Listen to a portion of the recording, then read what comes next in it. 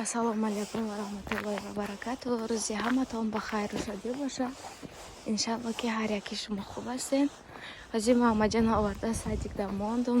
ҳам хел гирякат ростӣ чанд вақт ки набуд, омӯхта набуд. Гирякат ба як азоби группаш дровардем. Кӯтако саҳари мактаб рафтам. ҳозир бошад ман хона рафтистам. Ябора хлебзавод медаром, онҷа як-ду хлеб мегирам. Дадам хонада. Як ҷоя рафта баъд завтрак мекунем. Беҳад рости ҳаво хунукай, ай хунукӣ сахта, амихел уставонои руд дард мекунад. Бовар кунед духтаро, ин хел хунукиам якум бор дидам. Пеш хунук мешуду, ин хел хунуки сахт не.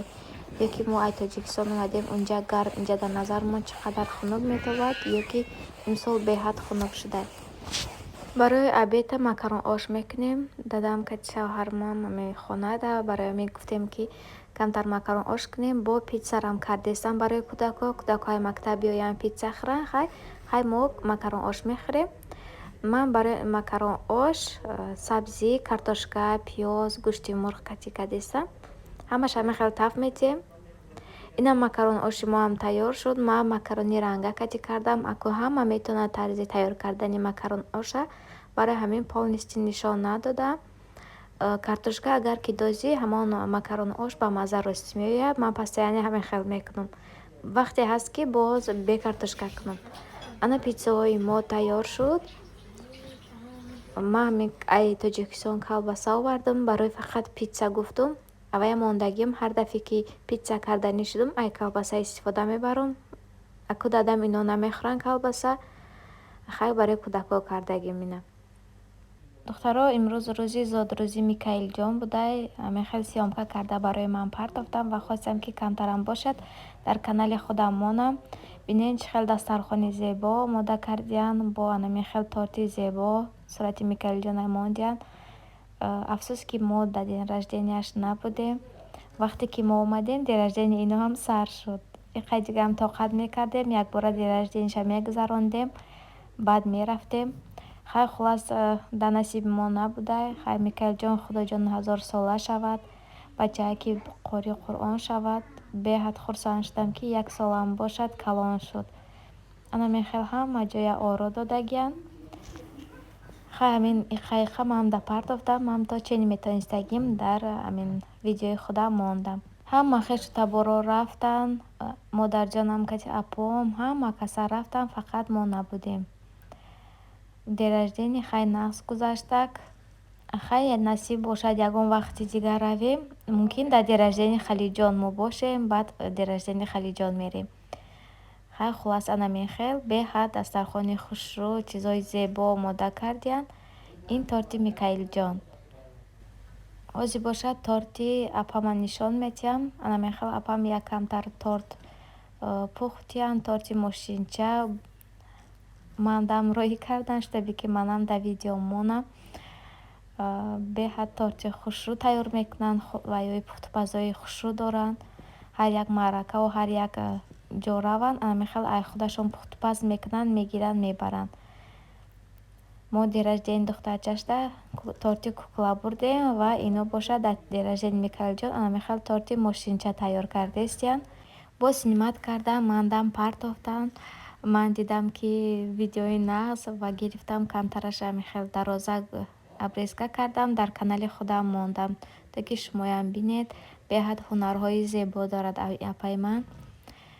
дар болош дутаи дигар намехел Роберт бори мондагиянд. духтаро ҳаматон дар раҳмат мегӯм барои ғамхориятон, барои тарелко беҳад ғамхорӣ кардед. хай чизе ки буд набуд, пеш кампиро мегуфтанд, чизи буд бало дар сари ҳавай тарелкоҳо.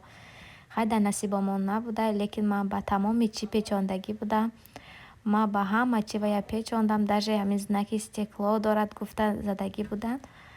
ҳоли ман ҳамон тарелкоя хушрӯ накушодам. ман омадам ҳамихел касал хоб, укол гирифтем, исӯвай кардем.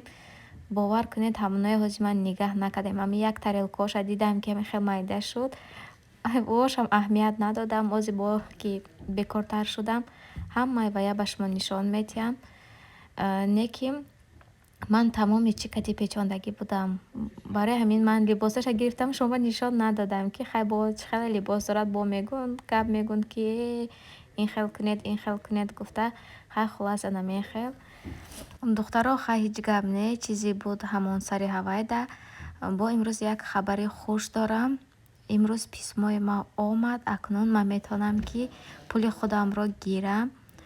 беҳад хурсанд шудам. имрӯз хабар манда доданд ки письмои ту омадагиай ва мехоҳам ки ин хушхабарро барои шумо ҳам гӯям. раҳмат барои ҳаматон, барои дастгириятон ки ҳамроҳи мо ҳастед ва моро дастгирӣ мекунед. ин рӯзи хурсандӣ барои ҳар яки шумо анамин хел рӯзи хурсандӣ шавад. письмои шумо биёяд. ҳар як моҳ пулои худатонро гирен. ман дар ҳамин муддати як моҳе ки тоҷикистон рафтам, дар ҳамин як моҳ ман соҳиби ҳама чӣ гиё шудам гӯем мешад.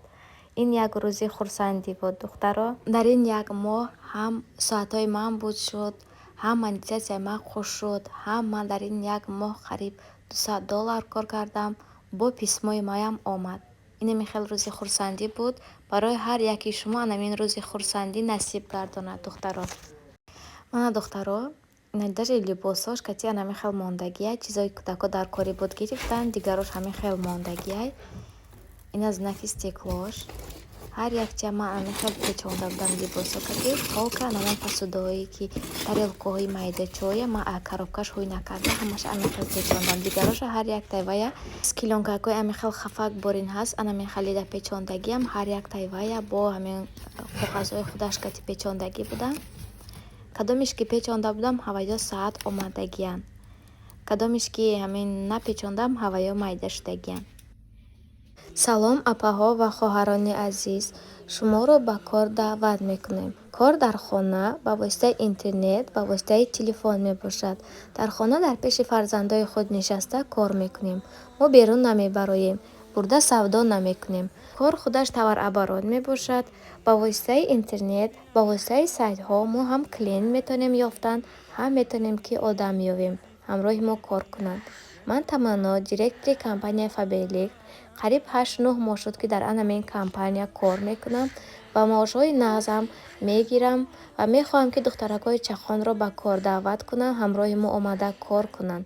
хоҳишманди кор кардан дошта бошед, анамин рақамҳода нависед.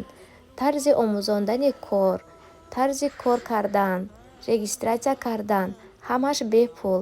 ҳамашро мо ба шумо меомӯзонем. шумо ба анамин номерҳо муроҷиат кунед. Директор компании Faberlic, и это моя зарплата за месяц работы в компании. Девочки мне тоже говорили, что это сложно, невозможно, нереально, не заработаешь, но я была глухая по отношению к своим знакомым и близким и поставила себе четкую цель и уверенно шла к ней. За 2 месяца активной работы я вышла на первую официальную свою зарплату, и буквально за 10 месяцев работы я уже поднялась вот до такого результата. Приходите к нам в компанию, у нас готовая пошаговая система работы, бесплатное обучение и самое главное сопровождение вас до результата. Очень рада буду вас видеть в нашей команде, присоединяйтесь и зарабатывайте больше, чем я.